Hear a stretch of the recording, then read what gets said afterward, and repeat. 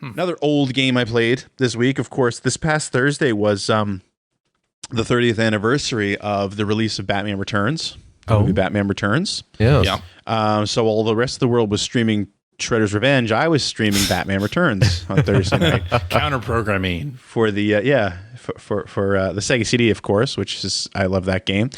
Playing the full game, so playing the driving sections as well as the cartridge levels, which don't age well. It's not that they haven't aged well; they were never great in the beginning.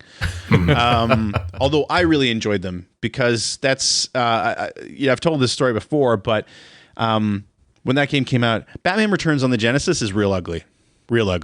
Yeah. And it's awkward. It's an awkward playing game. And if I think a lot of people are like me, where at least back then, like you would press you would press start, and his utility belt would come up, and you had like 5 different weapons, like batarang, homing batarang, smoke bombs, just a flurry of bats that would stun enemies and stuff like that. And I kind of always was of the opinion that you save that stuff for boss fights. Mm-hmm. And so when I played it, the game is not only not all that impressive from a visual standpoint or an audio standpoint on the cartridge, but really difficult. Like really difficult.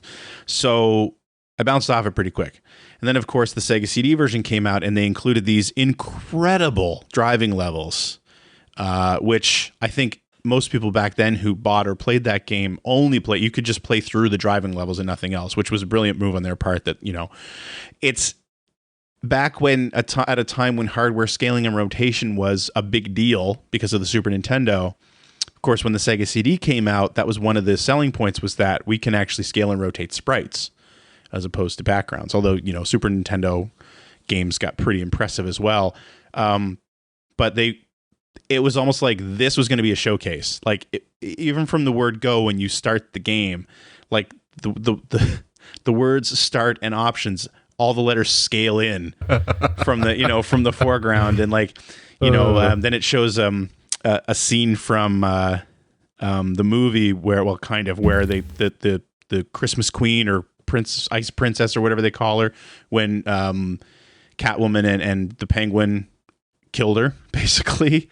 She fell off a roof. Like, that's what you're seeing, is like you see a camera shot and this sprite is rotating and scaling down towards the screen, and like it's a showcase. But then when you get into the actual driving levels, like especially the second level, there's a ton of like pylons and road barriers that you crash into and break into it like 20 pieces, and they're all bouncing all over. It's really impressive, and it still holds up. Like, people in the stream were saying, like, this is really good looking. Like, even by today's standards, this is really good looking. So I decided I wanted to try to play through that. I didn't quite make it. The game is super difficult. It really is. I used to have it down to muscle memory. I used to be able to beat it in like an hour and 7 minutes every time. Wow. Every time I played it. That muscle memory has been forgotten. But yeah, and the cartridge game actually was really good as well if you played it right, which is such a weak way to say it's a good game. But like, if you realize that it wants you to use all your special weapons all the time and kind of cheese your way through some areas, like, it's like, okay, this is doable then. Mm-hmm. Still not great, but it's better than I thought it was. So anyway, I played through most of that on Thursday night and really enjoyed myself.